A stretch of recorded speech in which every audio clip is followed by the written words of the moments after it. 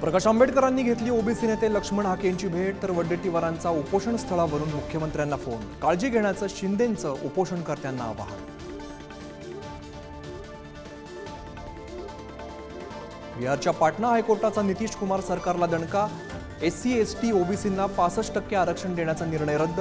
नितीश कुमार सरकार सर्वोच्च न्यायालयात जाणार का याकडे लक्ष।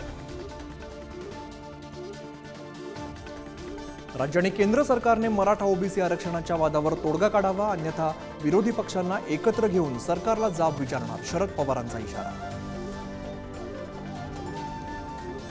जागा वाटपातील भाजप नेत्यांची लुडबुड थांबवून मोदींकडे विधानसभेसाठी 100 जागा मागा, रामदास कदमांचं शिंदेंसमोर वक्तव्य।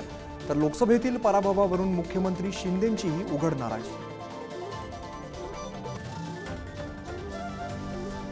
उद्धव ठाकरेंची मोदी फडणवीस शिंदे राज ठाकरेंवरती चौफेर टीका, मोदी सरकार पडणारच तर फडणवीसांवरती आता वाजले की 12 म्हणण्याची वेळ, ठाकरेंचा हल्लाबोल। नीट परीक्षा घोळानंतर संताप उफाळला, विद्यार्थ्यांचं शिक्षण मंत्र्यांच्या घरासमोर आंदोलन, दिल्लीत धर्मेंद्र प्रधानांच्या गाडीवर नकली नोटा फेकल्या।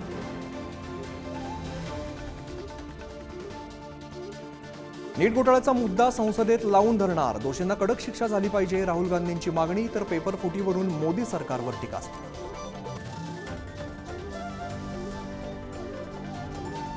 महाराष्ट्रात शेतकरी आत्महत्यांचं सत्र सुरूच, एकट्या अमरावती जिल्ह्यात 152 दिवसांमध्ये 143 शेतकऱ्यांनी संपवलं जीवन, तर यवतमाळमध्ये 132 शेतकऱ्यांच्या आत्महत्या।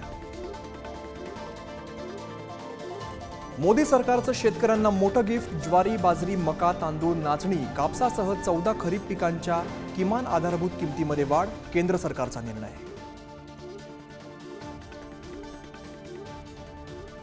पालघरमधील बहुचर्चित वाढवण बंदराला मंजुरी, केंद्राच्या पहिल्याच कॅबिनेटमध्ये मोठा निर्णय, स्थानिक मच्छीमारांचा मात्र बंदराला विरोध।